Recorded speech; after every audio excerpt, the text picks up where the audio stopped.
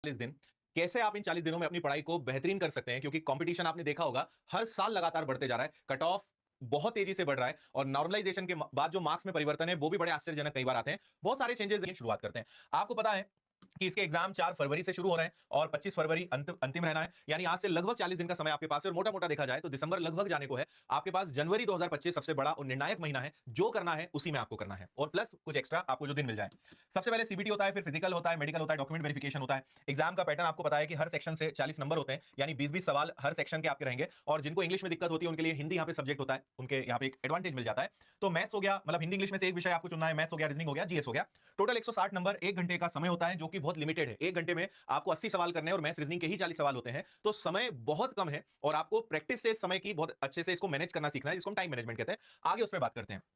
मैं आपको एक बार फिर भी जल्दी से दिखा देता हूं, क्योंकि अंतिम दिनों में आपको हम ये तो बता रहे हैं भाई, पहला तो एडवाइस ये होता है कि आप सारे सब्जेक्ट्स को, सारे विषय के सारे टॉपिक्स को बहुत अच्छे से पढ़ के जाएं, कुछ भी छोड़कर ना जाएं।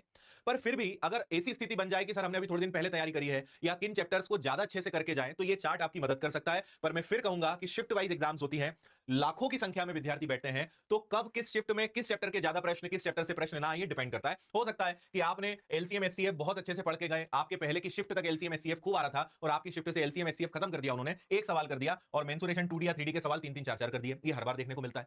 तो आपको एक चीज के लिए बिल्कुल मेंटली प्रिपेयर होना है और एक चीज को बिल्कुल दिमाग में बैठा लेना है कि भाई किसी भी मतलब टॉपिक से, किसी भी चैप्टर से कोई भी प्रश्न आ सकता है।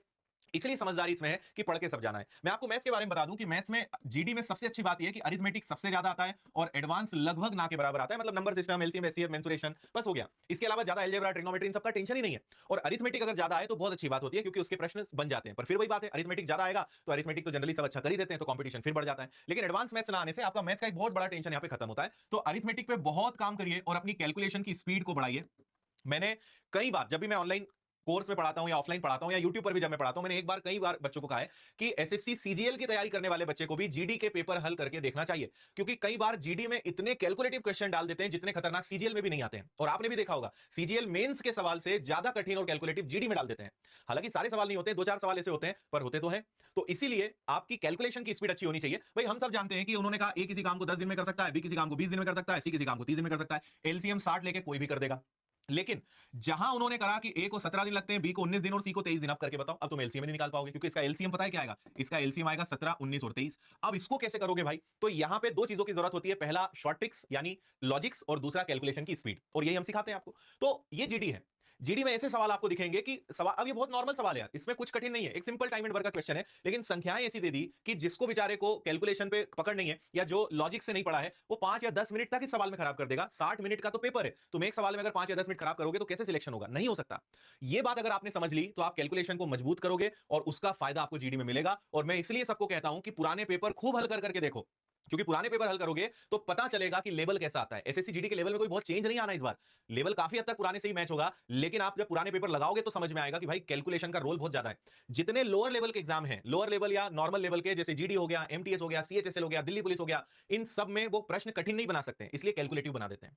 और बार बार मैं मैथ्स पे इसलिए जोर देता हूं क्योंकि मेरा अनुभव और इतने हजारों लाखों जो बच्चे सिलेक्ट हुए हैं उनका अनुभव ये कहता है कि यार मैथ्स स्कोरिंग है, आप इससे नंबर खींच सकते हो, बस समय रहते मेहनत कर लो। पेपर देने के बाद समझ में आएगा कि यार कैलकुलेशन पे काम कर लेते, स्पीड थोड़ी अच्छी होती तो आज 20 में से। और इस बार हमारे बहुत सारे 2024 में सिलेक्टेड बच्चे हैं जो मैथ्स में, रीजनिंग में 40 में से 40 लेकर आए, 40 आउट ऑफ 40 मार्क्स उनके हैं, बहुत अच्छा मैथ्स उनका हो गया। तो वो पॉसिबल है। और आपको भी पता है कि जीएस में पूरे नंबर तो लाने का आप सोच ही नहीं सकते, कितना भी कोशिश कर लोगे 40 नंबर में से या तो 20 आएगा या 25 आएगा या 30 आएगा, इससे ज्यादा आ नहीं सकता। लेकिन मैथ्स रीजनिंग में तुम पूरे नंबर ला सकते हो और वही स्कोरिंग है और वही तुम्हें सिलेक्शन के करीब लेकर जाएगा। इसलिए इस पे पहले से काम करो। प्रश्न आसान आएंगे और उसमें से 20 में से मान लो कि 15 सवाल मॉडरेट लेवल है, एक आध सवाल इजी फंस जाएगा, 4 सवाल आपको ऐसे देंगे कि जिसमें कैलकुलेशन तगड़ा रहेगा, करके सब आना है। और सब चीज पॉसिबल है, प्रैक्टिस इतनी कर लो, टेस्ट इतने लगा लो, आराम से चीजें बनेंगी। इसलिए इनको हल्के में नहीं लेना यार। और ये बचे कुछ चैप्टर्स इनको भी आप देख लो, आप वीडियो को रोक के आराम से पढ़ लेना। ऐसी रीजनिंग में क्या क्या इंपॉर्टेंट है वो पूरा चार्ट आपको यहाँ पे दिख रहा है, स्क्रीनशॉट आप ले लीजिए या वीडियो को रोक लीजिए, है ना। हिंदी में क्या क्या आता है, पर्यायवाची, विलोम, मुहावरे। अब हिंदी भी स्कोरिंग है, आपको तो यहाँ पे 3-3 सब्जेक्ट मिल रहे हैं जो स्कोरिंग है, मैथ्स, रीजनिंग और इंग्लिश या हिंदी। तो हिंदी में क्या क्या आएगा वो आप यहाँ पे देख सकते हैं, इंग्लिश में क्या क्या आएगा वो आपको यहाँ पे दिख रहा है ना। अब जीके जीएस, अब जीके जीएस बोलने को केवल जीके या जीएस कितना छोटा नाम है, लेकिन उसके अंदर भूगोल भी आएगा जिसके 3 से 4 सवाल, उसके अंदर पॉलिटी भी आएगा जिसके 2 से 3 सवाल, भारत की कला संस्कृति 2 से 3 सवाल, इतिहास 2 से 3 सवाल, खेल 2 से 3 सवाल। जीके जीएस में अर्थव्यवस्था भी आता है, 1 से 2 सवाल, समसामयिकी, करंट अफेयर्स, सामान्य विज्ञान, पर्यावरण, विवेद, स्टैटिक जीके 3 से 4 सवाल, 1-2 सवाल, 1-2 सवाल, ये सब मिलेंगे। इतना सब मिलकर आपका जीके बनता है मेरे भाई, जीके बनता है मेरे भाई। समझ रहे हो आप बात? तो पहली प्रायोरिटी आपका 75% जो सिलेक्शन है वो केवल 3 विषय पे तय होगा, वो है मैथ्स, रीजनिंग और हिंदी इंग्लिश में से आप जो चुने। और आपका केवल 25% सिलेक्शन करीबन 8-9 सब्जेक्ट के हाथ में है, जिसको बोला जाता है जीएस। लेकिन वो अपने आप में 9 सब्जेक्ट हैं, तो 9 सब्जेक्ट में से 25 प्रश्न आएंगे, 25% नंबर आएंगे, और मात्र 3 सब्जेक्ट से 75% आएंगे। समझदार बच्चा ना इसको फोड़ के आएगा, वो इन पर मेहनत कर लेगा। उसको पता है कि यार 75 में से अगर मैं 70% भी ले आया, मतलब हम ऐसी बात करें कि 60 प्रश्न और 20 प्रश्न है ना, 60 में से अगर मैं 55 ले आया और 20 में से 15 भी सही कर दिया, मेरा हो गया काम, सिलेक्शन आराम से होना है। ठीक है, क्योंकि ये तीनों मैथ्स, रीजनिंग और हिंदी ऐसे विषय हैं कि आप खींच सकते हो, लेवल बहुत आसान आता है, प्रश्नों का स्तर नॉर्मल होता है। पुराने पेपर ज्यादा से ज्यादा लगाओ, प्रैक्टिस को ज्यादा से ज्यादा समय दो। जब भी टेस्ट लगाते हो ये मानकर लगाओ कि रियल एग्जाम में बैठे हो, जब भी टेस्ट लगाते हो ये मानकर एग्जाम में बैठे हो। दूसरा, जब कुछ गलती हो, कोई चैप्टर गलत हो रहा है, कोई चीज भूल रहे हो, कोई चीज बार बार गलती हो रही है, उस पर अटैक करो। आपने टेस्ट लगाया, आपको पता चल गया कि मिश्रण मेरा बार बार गलत हो रहा है, आज मिश्रण उठाओ, 101 सवाल लगा डालो, काम खत्म। आपको पता चला रीजनिंग में मुझे कोडिंग डिकोडिंग दिक्कत दे रहा है, उठाओ रीजनिंग 100-150 सवाल लगा डालो, उसकी प्रॉब्लम खत्म। चुन चुन के समस्या को खत्म करना है, ना कि उसको पोस्टपोन करना है कि कर लेंगे कर लेंगे। सिलेक्शन ऐसे नहीं होता है। टेस्ट लगाओ, प्रॉब्लम पता करो, उसको दूर करो, फिर टेस्ट लगाओ, देखो प्रॉब्लम दूर हुई कि नहीं। ये कंटिन्यू प्रोसेस है, और जब जब आप टेस्ट लगातार लगाते जाओगे, जितने टेस्ट लगाओगे उतना धीमे धीमे लेकिन इंप्रूवमेंट आएगा। शुरुआत में टेस्ट में नंबर अच्छे नहीं आते हैं, लोग उससे डिमोटिवेट हो जाते हैं, सोचते हैं अरे नंबर बड़े बेकार आ रहे हैं। आप टेस्ट लगाते रहो, मार्क्स डेफिनेटली बढ़ेंगे आपके, और शानदार लेवल आपका उसमें अचीव होगा।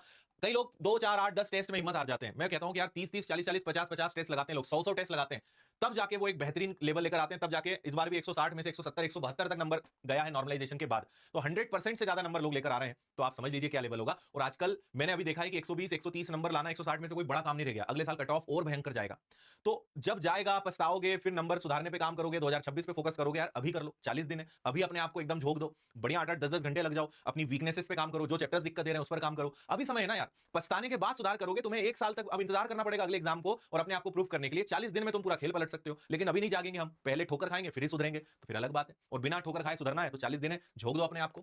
ठीक है, मैथ्स में कैलकुलेशन को अच्छा करो भाई, पहाड़े 30 तक के पहाड़े, 50 तक के वर्ग, 30 तक के घन, हर एक को याद होने चाहिए। रोज 15 मिनट कैलकुलेशन की प्रैक्टिस करो। जब मैं पढ़ाई करता था और मैंने जब 12-13 सिलेक्शंस लिए, तो मैं वही अनुभव आपके साथ हमेशा शेयर करता हूं। हम लोग डेली 15-20 मिनट कैलकुलेशन की प्रैक्टिस करते थे, कुछ ना कुछ एक दूसरे से पूछना, बिना पेन चलाए क्वेश्चंस को सॉल्व करना, आदत में ले आए थे कि पेन चलाने की जरूरत ही लगभग ना के बराबर पड़ती थी, है ना। और अरिथमेटिक पे ज्यादा से ज्यादा फोकस करो। ठीक है, बाकी कैलकुलेशंस में मैंने आपको इससे ज्यादा कहा है, वो करोगे तो ज्यादा फायदे में रहोगे। ये सारी चीजें मैंने लिखी हैं, जो मैं बोल रहा हूं वही सारे पॉइंट्स यहां पर हैं। आप वीडियो को रोक के आराम से पढ़ लीजिएगा, कुछ चीजें आपको नहीं मिल जाएगी। जैसे मैथ्स में मैंने आपसे हमेशा कहा है कि मैथ्स में अरिथमेटिक केवल 2 चैप्टर पे डिपेंड करता है, पहला है रेशो और दूसरा है परसेंट। अगर आपने रेशो और परसेंटेज, अनुपात और प्रतिशत अच्छा कर लिया, आप कोई भी चैप्टर कनेक्ट करके देख लेना, वो घूम फिर के इन दोनों से ही जुड़ता है। आप कंपाउंड इंटरेस्ट पढ़ोगे, रेशो की जरूरत पड़ेगी, टाइम एंड वर्क पढ़ोगे, रेशो की जरूरत पड़ेगी, है ना। प्रॉफिट एंड लॉस पढ़ोगे, परसेंटेज की जरूरत पड़ेगी, मिश्रण, परसेंटेज की जरूरत पड़ेगी। कोई भी चैप्टर इन दो से ही कनेक्ट होगा। इन दो को मजबूत करो और इन दो के कॉन्सेप्ट सारे चैप्टर में लगा डालो, आपका अरिथमेटिक अच्छा हो जाएगा। और हम जनरली पढ़ाते हैं तो ऐसे लिंक करके पढ़ाते हैं, तो आप जब इस तरीके से पढ़ोगे, शानदार तरीके से आपका कवर होगा। अभी हम आखिरी के दिनों में आपके लिए कुछ सीरीज ला रहे हैं, जिसमें प्रैक्टिस कराएंगे, चैप्टर वाइज आपकी बहुत शानदार क्लासेस लेंगे, तो वो भी आपके साथ में जल्द शेयर करूंगा। और मैं खुद यूट्यूब पे आपको पूरा मैथ्स करवाने वाला हूं, है ना। तो कैलकुलेशन को अच्छा करो भाई, और अरिथमेटिक पे ज्यादा फोकस करो। इसके बाद जो मैंने यहाँ पे चीजें बताई हैं वही लिखी है। रीजनिंग में तो मुझे नहीं लगता है, रीजनिंग में तो आजकल हर कोई 40 में से 40 लाने लगा है, रीजनिंग में कोई दिक्कत आती नहीं है। इसलिए रीजनिंग में आप अच्छे नंबर आ रहे हैं तो खुश मत होना, क्योंकि सबके आजकल अच्छे आने लगे, है ना। तो रीजनिंग सबसे बनी जाती है generally. GK GS definitely, current affairs, static GK पे ज्यादा काम करो, साइंस पे ज्यादा काम करो, उसके बाद फिर हिस्ट्री, ज्योग्राफी, पॉलिटी इन पे काम करना। तो पढ़ना सब है, लेकिन पहले वो जिनसे ज्यादा प्रश्न आते हैं, बाद में वो जिनसे कम प्रश्न आते हैं। पूरा खेल प्रायोरिटी का है, पहले वो खत्म करो, पहले वो मजबूत करो जिससे ज्यादा प्रश्न आते हैं, उसके बाद वो पढ़ो जिससे कम आते हैं। लेकिन पढ़ना सब कुछ है, ये ध्यान रखिएगा, है ना। तो और पुराने पेपर तो रट डालो, घोट डालो पूरे। विनर्स की एप्लीकेशन पर पुराने पेपर्स की पीडीएफ आपको मिल